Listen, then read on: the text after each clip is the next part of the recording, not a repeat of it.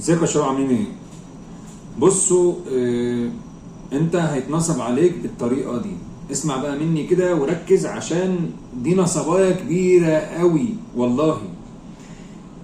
وكلنا هيتنصب علينا من الاخر يعني. بص بقى خش معايا كده ايه، انا هدخل في الموضوع على طول مش هدي مقدمات كتير. النصبايه يا سيدي ازاي؟ حد يبعت لك رساله على الواتساب، حلو؟ هيقول لك ان انا عندك وقت الشغل اضافي على الانترنت هتاخد منه في اليوم 5000 جنيه و3000 دولار، ويضرب لك ارقام كده يعني في السحاب. طبعا النصبايه دي في الوطن العربي كله والله. انا في ناس كلمتني من الكويت ومن الامارات ومن مصر ومن الاردن. بص الموضوع مسمع على الاخر. امشي بقى معايا كده حته حته. هيجي يقول لك انا عندي ليك شغل بارت تايم، شغل وقت اضافي. الشغل البارت تايم دوت انا عايزك تشتغل فيه من البيت من الموبايل بتاعك، مش هياخد منك غير في اليوم حوالي نص ساعه، حلو؟ فانت هتتحدف، رجليك هتيجي، هتلاقيه راح جاي هو بيكلمك على الواتساب، هو عارف رقمك ان انت في الدوله دي، فبيكلمك عن الدوله دي. هم بيبقوا مستهدفين دول. يعني انت لو معاك مثلا تليفون سعودي هتلاقيه بيكلمك على التليفون السعودي. انت مثلا معاك تليفون سعودي وانت قاعد في الكويت، انت معاك تليفون سعودي قاعد في مصر، هتلاقيه بيكلمك على التليفون السعودي، يبقى هو كده مستهدف السعوديه. هتلاقيه بيكلمك باللغه العربيه الفصحى عايش. هيروح جاي هيقول لك طيب انا هحولك على الشخص المسؤول على تليجرام، ابعت لك لينك تليجرام، فانت هتتحول على تليجرام، حلو؟ هتروح على تليجرام، هتبص تلاقي حد بيكلمك من هناك من تليجرام، هيقول لك ان انت طبعا هو الاولاني ده هيسالك على كل معلوماتك. مش هقول لك بقى معلومات بنكيه، مش هياخد منك معلومات بنكيه، عايز بس اسمك وسنك واللغه اللي انت بتتكلمها وحاجات كده، حلو شغلك. او ما لك مناسب يروح جاي بعتك على الشخص الثاني على تليجرام. اللي على تليجرام هيسالك تاني على بياناتك، وهيقول لك طب بياناتك ايه، فانت هتدي له بياناتك العاديه، اسمك وسنك وحاجات كده، مش هيعمل بيها حاجه. هياخد بياناتك العاديه ديت ويبتدي يتعامل معاك. هيقول لك طيب الشغل ده ان انت بتبقى معانا ساعات وبتعمل بس ايه، لايكات على يوتيوب. يعني احنا مش عايزينك تعمل حاجه غير انك تشترك في القنوات على اليوتيوب وتعمل لايكات، حلو؟ فانت هتروح جاي رايح من عنده، خلاص انت تمام موافق، يروح جاي محولك على شخص تاني على تليجرام. طبعا لما بيدخلك على تليجرام يعمل لك اضافه بدون رقم، يعني انت معكش رقمه، مش عارف اللي بيكلمك ده في الصين، مش عارف اللي بيكلمك ده في الهند، مش عارف اللي بيكلمك ده فين، حلو؟ فانت تدخل على تليجرام تبص تلاقي الشخص اللي كان بيكلمك على تليجرام حولك على شخص تاني. الشخص التاني هيقول لك تمام، يبتدي معاك الموضوع من الاول، بياناتك واسمك واللي بعد ما يبتدي معاك هيقول لك طب انا هدخلك في جروب. هتدخل جروب على تليجرام، الجروب انت ما عندكش عنه اي معلومات تماما. هيضيفك في جروب، مفيش في الجروب غير الادمنز بس، حلو؟ هم لهم كذا طريقه هنا في دخولك الجروب. بيدخلك جروب اوريدي فعال، وبتخش تلاقي ناس عماله تكتب وتعلق وتحصل وهيصه حاصله، فلان اخد $1,000,000 وفلان اخد قد كده ريال، والدنيا جميله. فانت تدخل على طول تلاقي ايه ده، يا نهار ابيض، ده ايفون 96 برو ماكس لسه واحد واخده دلوقتي عشان عمل لايك على القناه. ده عربيه مش عارف ايه عشان واحد حط عمل اشتراك في قناه من القنوات. يا سلام، طب ما انا هبقى زيهم. فهو بيطمعك. فانت دخلت الجروب، انا عايز اقول لك ان كل ده وهمي، اقسم لك بالله ان ولا اي حد من الناس دي اصلا حقيقي. ادخل على الصور تلاقي كلها صور فيك. الناس اللي بيكلموك نفسهم، اللي عاملين يتكلموا نفسهم انا مبروك انا كسبت وبتاع. في بعض الجروبات بيخلي في ناس بتتفاعل، وفي بعض الجروبات بيكون الادمن بس هو اللي بيتفاعل، الادمنز بس هم عاملين ينزلوا اخبار ومبروك فلان معانا كسب. لو هم مثلا في مصر زي ما انا شفت بعينيا، هنا في مصر بيقعد يقول لك ان احنا ده احنا على الناس اخذ على فودافون كاش، بيجيب لك صور من تحويلات فودافون كاش، فلان اخذ 46,000 جنيه عشان عمل لايك، فلان اخذ 55,000 جنيه عشان مش عارف. فانت بص تلاقي ان في حاجات وهميه مش حقيقيه. المهم بعد كده هيبتدي هو ايه، يطلب منك تاسكس، مهمات، ميشنز، يطلب منك مهمات تعملها. المهمات ديت يقول لك احنا في اليوم عندنا مثلا 20-30 ميشن او تاسك. ال 20-30 تاسك دول ان انت هتدخل تعمل لايك على اليوتيوب، تاسك 1، تاسك 2، تاسك 3. انت بتخش بيبعت لك لينك يوتيوب على تليجرام، بتروح انت داخل عامل فيها اشتراك او عامل فيها لايك واخد بعضك وطالع، بس مفيش اي حاجه. تاخد سكرين شوت وتبعتها له، هتلاقي راح جاي محول لك فلوس، محول لك مثلا 50 جنيه عشان اللايك اللي انت عملته ده. ولو مثلا في السعوديه تلاقيه حول لك 20 30 ريال، في الامارات قد كام درهم، يعني بص الدينار الكويتي، بص تلاقي الدنيا اول ما بتعمل يروح بقى يبعت لك فلوس. حلو. ايه ده؟ طب ما ده جميل. فانت دماغك هتشتغل. ايه ده؟ انا ما عملتش حاجه، انا كل اللي عملته عملت لايك.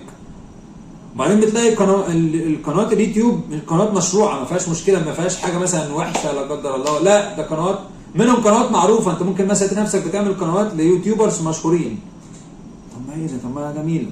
ممكن تلاقي براندات بيعمل مثلا لنايك، يعني تدخل تجيب فيديو لنايك تدخل تعمل فيه لايك، او على تيك توك لايك بس وتطلع.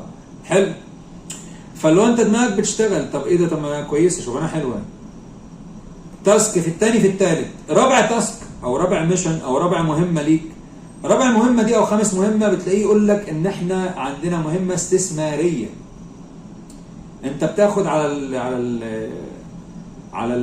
المهمه الواحده اللايك دي بتاخد مثلا $5. حلو.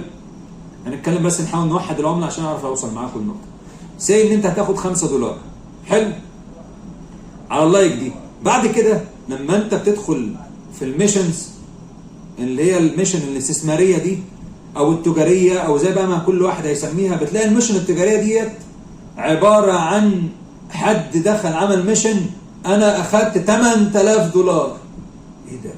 طب ما انا ليه ماشي $5 لما انا ممكن اخد ال$8000؟ ابص نفسك ميشن في الثاني في الثالث فلوس جات لك، ميشن في الثاني في الثالث فلوس جات لك، ميشن في الثاني في الثالث فلوس جات لك، بس انت ما بتعملش مهام استثماريه، فانت عايز تعملها عشان تاخد فلوس اكتر. فهوب بتلاقيه جه تاني يوم هو هيقول لك اول يوم فلوس خلاص انت تمام، تاني يوم تلاقيه يقول لك انت عملت 3 مهمات يوتيوب بس دلوقتي لازم تعمل ميشن الاستثماريه بقى. فانت هتلاقي ان انا لازم اعمل ميشن استثماريه. طب ايه هي الميشن الاستثماريه؟ لازم تستثمر معانا فلوس. انت مثلا ان انت خدت منه في اليومين الثلاثه دول في اليوم الاولاني ده خدت منه $50 مثلا، فتلاقي الميشن الاستثماريه لازم تستثمر معانا فلوس $100. فانت هتقول طب ما كويس يعني، طب ما هو دلوقتي اداني $50 امبارح، هينصب عليا ليه يعني؟ ما هو هياخد مني 100 بس، مش حاجه يعني. هتعمل ميشن استثماريه هيديك فلوسك، هتدفع 100 هتاخد 130 او $120. ده لو عملت. حلو.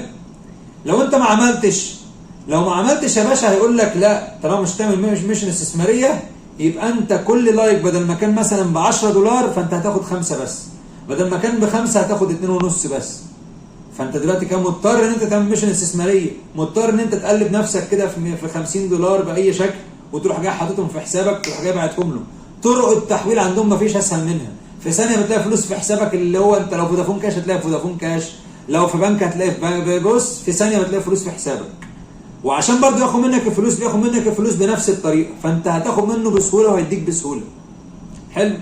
هو دلوقتي ادالك الفلوس، اخد منك $100. خلينا نقول بقى ان انت وافقت وعملت معاه، اخدت فعلا $130 بتوعك، فانت نمت بالليل يا سلام، انا النهارده كده متعشيه، ده انا كسبان $130، كسبان $70-80، وكسبان من الميشن بتاعت اليوتيوب انا كسبان قد كده. ده دي بقى الشغلانه دي بقى حلم حياتي. انا عايز اقول لك ان ثالث يوم ده هو يوم سوادك. بص يا سيدي، ثالث يوم بقى يا باشا هيجي يروح جاي داخل يقول لك انت عايز تعمل معانا ميشن استثماريه، هتقول له اه بكام؟ هتقول له $100. ما انت لسه ما انت مش عايز بقى تخلص الفلوس اللي معاك، يقول لك لا والله ده ميشن استثماريه النهارده $300، لازم عشان دي مرحله ثانيه، امبارح كنت انت لسه متدرب لكن النهارده انت عضو فعال فلازم $300، وقبليها غالبا هيحول لك فلوس. فانت هتروح قايل له ايه؟ خلاص تمام انا معاك، انا عايز اعمل ميشن استثمار $300. فيقول لك طب يلا، هتروح انت جاي مستلف من هنا، لو معاك فلوس هتحطها، لو مش عارف تروح جاي محوله $300. انت يا باشا حولت $300 شكرا، انت كده وقعت في ملعبه. سامحوني بس ان الترايبود بايظ فيه مشكله فانا بتعامل يدوي. انت يا باشا حولت $300، انت كده شكرا، باي باي باي باي، خلاص باي باي يا حماده. بيعمل ايه بقى يا باشا؟ انت حولت $300 اديتهم له فعلا، هيروح جاي هيقول لك انت حطيتهم معانا بس عشان تسحب لازم تحط كمان 300 زيهم، لان الميشن ديت اسمها 1 + 1 = 2 او 2 في 2 ب5. بيقعد يعمل لك اختراعات كده 2 في 2 ب 8، فانت تضرب 65 في 3.5 زائد 600، فانت هتاخد $2000، بس لازم تحط 300 كمان عشان تاخد فلوسك. فانت هتقول ايه ده؟ طب ما انا كده اتزنقت، انا كده لازم اخد فلوسي. فتروح انت جاي مستلف وحاطط له $300 التانيين. اصحى للكلام. طب انا يا عم لو انا استلفت دلوقتي هتديني فلوسي؟ هيقول لك ادخل ب $300. فانت هنا هتروح انت رايح محول له كمان $300، حولتهم اهو. يعني انت كنت محول له 300 قبل كده وحولت له 300 تاني. يقول لك لا، اصل انت ما حولت 300 تانيين دول انت لسه داخل المهمه من جديد، فكده لازم يبقوا 600، ما انت عارف ان المهمه ب 600، فتصرف وهات 300 كمان. ايه ده؟ طب ما انا كده اتورطت. يعني انا كده ليه عندكم 300 بس صح، وقال لك كلام منطقي، المهمه ب 600، فانت تروح تعمل ايه؟ تروح محوله يقول لك لا والله دلوقتي عدى. انت كده دلوقتي تخش معانا ب 600. طب انت عشان تخش معانا ب 600 لازم تبقى المهمه ب 600، فنحتاج عليهم كمان 600. اسمع بقى يا باشا، بص يا باشا، انت هتفضل كده قسما بالله ما هتاخد جنيه، ما هتاخد $1 واحد، مش تاخد جنيه ولا ريال ولا دينار، ما انتش واخد الهوا. انت دلوقتي كده دخلت معاه، انت اخدت كل اللي خدته منه كام؟ في الاول اللي هو جاب رجلك بيه $150، خد منك هو كام بقى؟ 300 في 300 في 300، يفضل يعد 300 في 600. يقول لك بس انت دخلت دلوقتي معانا، بس انت بقى عشان تعمل المهمه دي في حاجه اسمها مهمه السحب نفسه. فمهمه السحب دي بتقول لك ان انت لازم يكون اصلا رصيدك $2500، فانت لازم تحول $2500 عشان خاطر تبقى فلوسك عندنا عشان تعرف تسحب. طبعا انت وانت بتعمل ده اصلا ما انتش واخد بالك انه عمال بيكلمك في محادثه واحده من تليجرام، ما انتش واخد بالك اصلا ان المحادثات الثانيه اللي انت متكلمها مع اشخاص تانيين كلها اتمسحت. مش هتلاقي محادثه واحده لسه موجوده، كل محادثاتك اتمسحت. هما بيمسحوا المحادثه بالكامل. يعني انت مثلا كنت في جروب، هتروح تلاقي الجروب ده مش موجود. كنت انت في ناس عمالين يتكلموا قدامك ما تشوفيش اي حاجه خالص. كان في 3 اشخاص قبل الشخص ده بيكلموك، هتلاقي المحادثات مش موجوده. هتروح بقى على الشخص اللي كان بيكلمك على الواتساب نفسه، هتلاقي اصلا مسح المحادثه بتاعته معاك، واصلا كان بيكلمك من رقم من 085 مش عارف منين، من بلغاريا ولا بيطلع لك اسامي غريبه كده. وغير كده ايه بقى؟ هروح بقى اشتكي للشرطه. في ناس اللي كلمني راح اشتكى فعلا للشرطه. الشرطه قالت له طب هات لنا رقم اللي كان بيكلمك. قال لهم رقم اهو، ما فيش رقم اصلا. يفتح تليجرام لا اصلا ما فيش محادثات.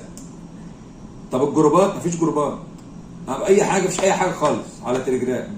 راح الواتساب لقى المحادثه كلها ممسوحه، الرقم بتاعه في نيجيريا. فقالوا له انت بتتكلم في ايه؟ انت عايز مين؟ انت طالب مين يعني؟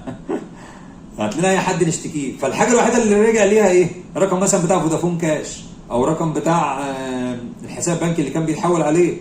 بلاش الشخص اصلا معمول باسمه الخط ميت بقى ولا من زمان خلاص بقى خلص.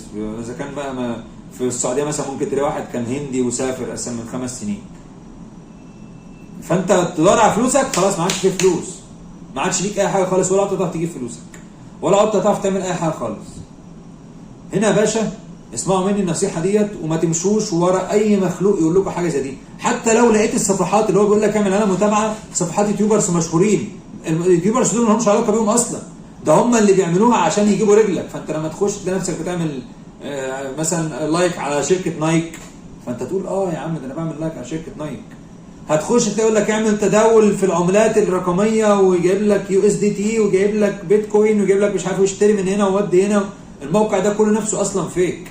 الموقع اللي هو بيشتغل بيعمل لك عليه دوت، انت عمال تشوف العلامات عماله تطلع ومؤشرات وحاجات، كل ده فيك. مش موقع رسمي، مش بينانس مثلا ولا موقع مش بياخدك كده في مكان عامل موقع هو قاعد وعامل لك فيه شويه رسومات، فانت هنا مش في حاجه. اسمع مني وابعد عن النصابات ديت يا جماعه. وبعد اذنكم والله العظيم، والله بجد شيروا الفيديو ده على اوسع نطاق، اعملوه عندكم، شيلوا حطوا على صفحتك انت يا عم وشيروا من عندك. بس صدقني والله ناس كتير جدا اتنصب عليها. اقول لكم على حاجه يا جماعه، اللي اتنصب عليه من الحاجات ديت يدخل يتكلم تحت ويحط عليه ويعمل لايك، عشان الناس تشوف ان فعلا الموضوع خطير جدا، وان في ناس كتيره جدا جريت وراه. انا اعرف واحد، مش عايز اقول لكم انه قاعد يعني عمال